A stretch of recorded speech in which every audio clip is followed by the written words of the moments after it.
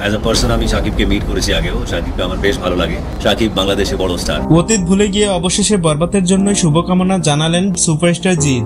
একটা ফন্ডনেস আছে ওর প্রতি, তো আমার শুভেচ্ছাই থাকবে ওর প্রতি। একটা বড় পিরিয়ড, সে বেঙ্গলে হোক, বাংলা সিনেমার জন্য হোক বা ন্যাশনালি হোক। আসলে একজন সুপারস্টার সম্পর্কে বাজে মন্তব্য করে কখনো ভালো কিছু আশা করা যায় না।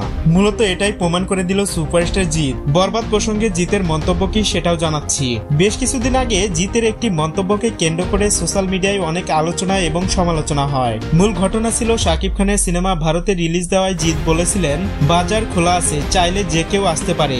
বাট এখন অবশ্য সেই রেসটা কেটে গেছে। তাছাড়া বর্তমানে জিতের অবস্থান এখন আর ভালো জায়গায় নেই। এখন তিনি শাকিব খান প্রসঙ্গে যদি কিছু ভালো মন্তব্য পেশ করে, এতে করে তার ক্যারিয়ারের জন্য ভালো কিছু আশা করা যায়। বাংলাদেশে রাফির একটি সিনেমায় অভিনয় করার কথা ছিল জিতের, কিন্তু এখন তার উল্টোটা শোনা যাচ্ছে। গুঞ্জন রটেছে জিতকে বাদ দিয়ে সেই সিনেমায় শাকিব খানকে নেওয়া হবে। তবে এ বিষয়ে মুখ খোলেননি রাফি। পার্সোনালি আমার মতবাদ, শাকিব খান এবং জিতকে যদি একই সিনেমায় রাখা হয় তাহলে বিষয়টি অনেক বেশি ইন্টারেস্টিং হবে। আপনারা যদি এমনটা দেখতে চান তাহলে কমেন্ট বক্সে অবশ্যই জানাতে পারেন।